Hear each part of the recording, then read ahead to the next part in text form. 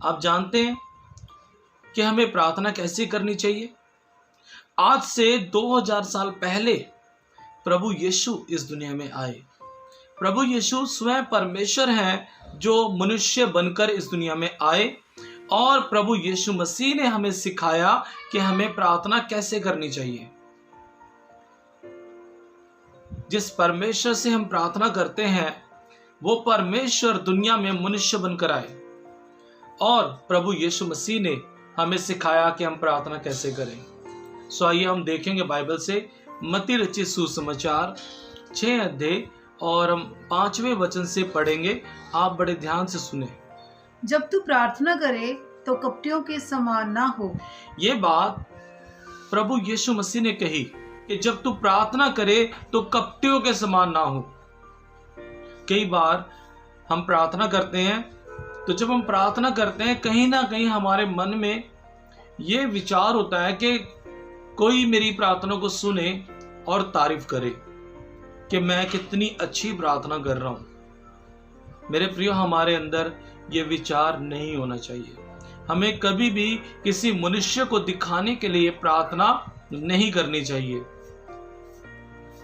आगे पढ़ेंगे, क्या लिखा है? क्योंकि लोगों को दिखाने के लिए वह आराधनालयों में और सड़कों के मोड़ों पर खड़े होकर प्रार्थना करना उनको अच्छा लगता है। जी आगे। मैं तुमसे सच सच कहता हूँ कि वे अपना प्रतिफल पा चुके। वो अपना प्रतिफल पा चुके हैं। उनकी प्रार्थना का कोई उत्तर नहीं मिलने वाला है। उनको प्रार्थना का कोई उत्तर नहीं मिलेगा। उनको प्रार्थना का कोई प्रतिफल नहीं मिलेगा जो दिखावे के लिए प्रार्थना करते हैं, क्योंकि यीशु मसीह ने कहा कि वो अपना प्रतिफल पा चुके हैं। आगे हम पढ़ेंगे। आगे प्रभु यीशु क्या बता रहे हैं प्रार्थना के बारे में? परंतु जब तू प्रार्थना करे तो अपनी कोठरी में जा। जब तू प्रार्थना करे तो अपनी कोठरी में जा, अपने कमरे में जा, अपने प्रेयर रूम में जा। आगे। और द्वार बंद करके अपने पिता से जो गुप्त में है प्रार्थना कर। द्वार बंद कर, दरवाजा बंद करें और गुप्त में अपने परमेश्वर से आप प्रार्थना करें। वचन में लिखा कि गुप्त में तेरा परमेश्वर तुझे देखता है। आप गुप्त में क्या करते हैं? परमेश्वर आपको देखता है। आप गुप्त में पाप करते हैं या आप गुप्त में प्रार्थना करते हैं, परमेश्वर आपको देखता है।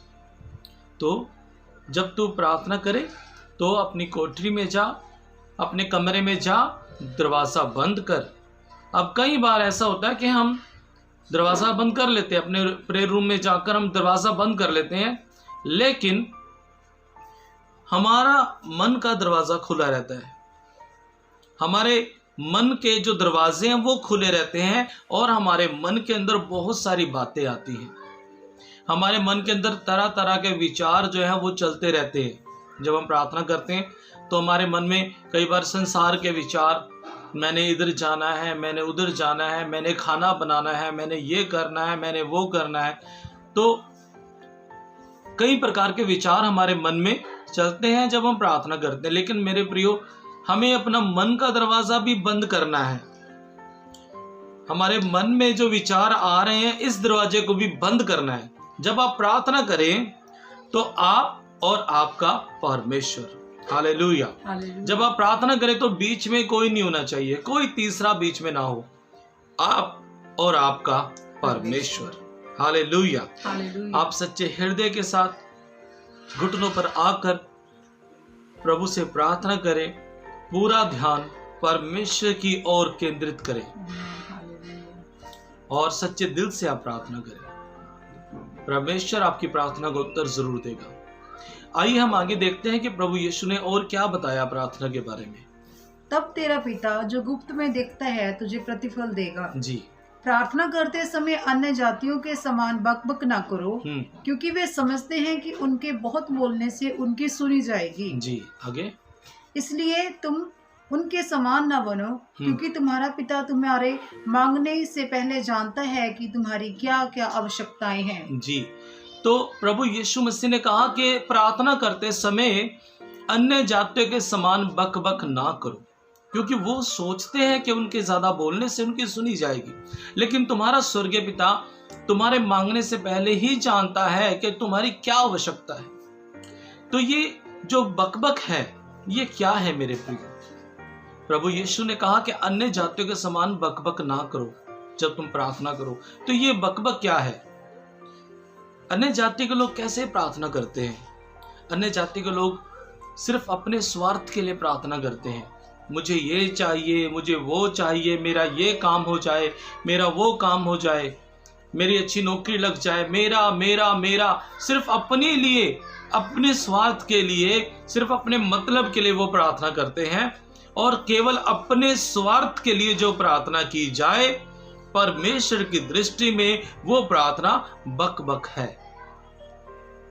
जो प्रार्थना केवल और केवल अपने स्वार्थ के लिए की जाती है, परमेश्वर की दृष्टि में वो प्रार्थना बकबक के समान है।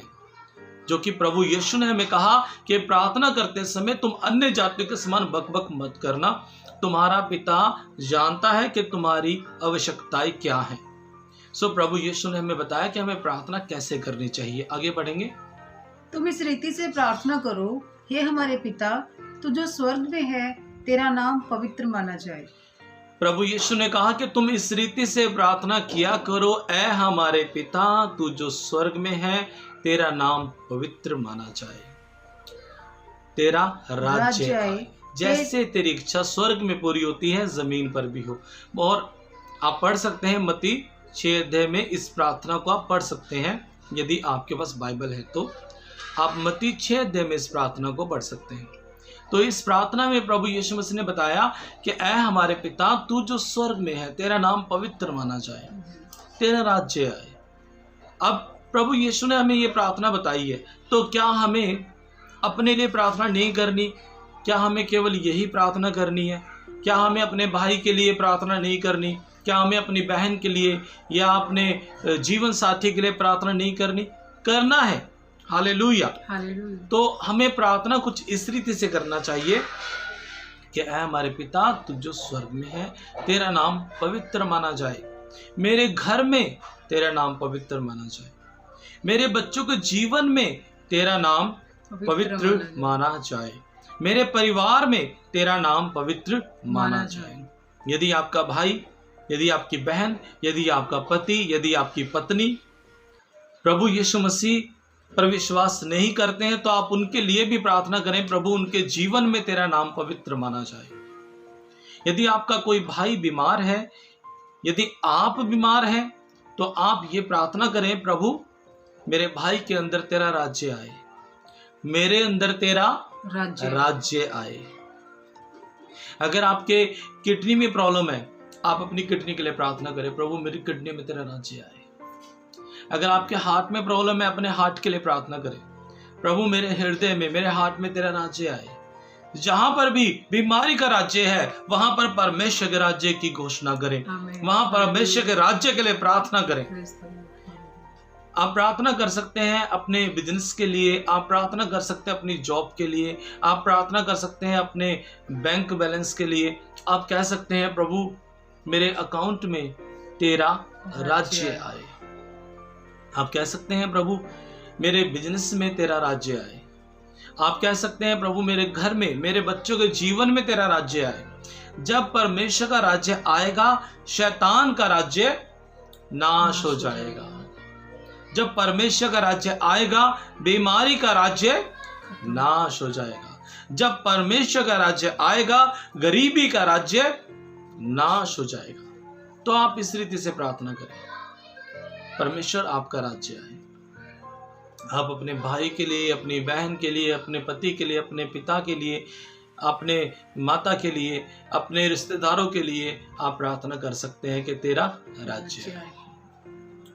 और हम देखते हैं आगे, इसी प्रार्थना में प्रभु यीशु मसीह ने एक बात और कही कि जिस प्रकार हम अपने अपराधियों को क्षमा करते हैं, वैसे ही आप भी हमारे अपराधों को क्षमा करें। मेरे प्रियो, यदि हम प्रार्थना कर रहे हैं और हमने क्षमा नहीं किया, तो मैं आपको बताना चाहता हूं कि आपकी प्रार्थना परमेश्वर के स्वर्ग राज्य में स्वीकार नहीं होगी। अगर आपने माफ नहीं किया है, तो आपकी प्रार्थना परमेश्वर कबूल नहीं करेंगे, क्योंकि प्रभु यीशु मसीह ने कहा कि यदि तुम अपने अपराधियों के अपराध क्षमा ना करो तो तुम्हारा स्वर्गीय पिता भी तुम्हारे अपराध क्षमा ना करेगा। मत्ती 6:14 और 15 में आप पढ़ सकते हैं। तो जब आपने क्षमा नहीं किया और जब आपको ही क्षमा नहीं मिली है तो परमेश्वर आपकी प्रार्थना को कैसे सुनेगा। सो इसीलिए जब हम प्रार्थना करें तो हमें प्रार्थना में अपने शत्रुओं को भी माफ करना जरूरी है। आइए हम एक वचन और पढ़ेंगे, मत्ती 5:23 और 24। मत्ती 5:23 और 24 जी। इसलिए यदि तू अपनी भेंट वेदी पर लाए, प्रभु यीशु ने कहा, वो जो जीवता परमेश्वर है, जो मुर्दों में से जी उठा है, प्रभु यीशु जो खुद परमेश्वर है, वो हमें बता रहे हैं कि हमें कैसे प्रार्थना करनी चाहिए। इसलिए जब तू अपनी भेंट वेदी पर लाए, जी और आगे, वहाँ तू स्मरण करे और वहां तुझे याद आए कि तेरे भाई के मन में तेरे लिए कुछ विरोध है, तो अपनी भेंट वहीं वेदी के सामने छोड़ दे। अपनी भेंट वहीं पर छोड़ दे। आप वर्शिप कर रहे हैं लेकिन आपके मन में कड़वाहट है, नफरत है आपके मन में, आपका वर्शिप करने का कोई फायदा नहीं है। माफ करें पहले, हालेलुया। पहले अपने भाई से, अपनी बहन से, अपनी सास के साथ, अपनी बहू के साथ, अपने रिश्तेदार के साथ या फिर अपने मसीह भाई के साथ पहले आप कॉम्प्रोमाइज करें, माफ करें, हालेलुया। कोई आपको माफ करता है या नहीं करता है कोई बात नहीं, लेकिन आप अपने दिल को साफ करें और दूसरों को माफ करें, हालेलुया। दूसरों को माफ करने में आप ही का फायदा है। आपकी प्रार्थना परमेश्वर के पास पहुंचेगी। आराधना करनी अभी स्टॉप करें, लेकिन पहले अपने दिल को साफ करें, पहले अपने हृदय को साफ करें और अपने भाई को, अपनी बहन को माफ करें। और फिर प्रभु यीशु मसीह ने कहा, फिर आकर अपनी भेंट चढ़ा, तब तेरा परमेश्वर तेरी भेंट को स्वीकार करेगा। आज प्रार्थनाएं क्यों नहीं स्वीकार हो रही? आज परमेश्वर प्रार्थना को, आराधना को स्वीकार क्यों नहीं कर रहा? क्यों नहीं कर रहा? क्योंकि आपने माफ नहीं किया। आज हमने कुछ मुख्य बातें सीखी हैं जो हमें प्रार्थना में शामिल करनी चाहिए। हमें ऐसी प्रार्थना करनी चाहिए जो परमेश्वर को पसंद आए। हमें ऐसी प्रार्थना करनी चाहिए जिस प्रार्थना के अंदर परमेश्वर का नाम पवित्र माना जाए, जिस प्रार्थना के द्वारा परमेश्वर का राज्य आए। हमें ऐसी प्रार्थना करनी चाहिए जिसके द्वारा हम अपने अपराधियों को भी क्षमा करें। Hallelujah, praise the lord. So मेरे प्रियो, जब आप इस रीति से प्रार्थना करेंगे, आप देखेंगे परमेश्वर का राज्य आते हुए। और परमेश्वर के राज्य में कोई बीमार नहीं है, परमेश्वर के राज्य में कोई दुखी नहीं है, परमेश्वर के राज्य में शैतान का राज्य नहीं है, पाप का राज्य नहीं है। जहाँ परमेश्वर का राज्य है वहाँ आनंद की भरपूरी है। हालेलुया। आपके जीवन में परमेश्वर की शांति आएगी, आपके परिवार में परमेश्वर का आनंद आएगा, चंगाई आएगी। आप इस रीति से प्रार्थना करनी शुरू करें। इन वचनों के द्वारा प्रभु आप सभी को आशीष दे। यदि आपको ये वीडियो अच्छा लगा है तो आप इसको शेयर करें अपने दोस्तों के साथ, ताकि वो लोग भी ये जान सके कि हमें प्रार्थना कैसे करनी चाहिए। जब आप सही रीति से प्रार्थना करेंगे, निश्चय परमेश्वर आपकी प्रार्थनाओं का उत्तर देगा। Praise the Lord. प्रभु आप सबको आशीष दे। मसीह में आप सभी का भाई पास्टर राजेश मखवाना आप सभी को जय मसीह की।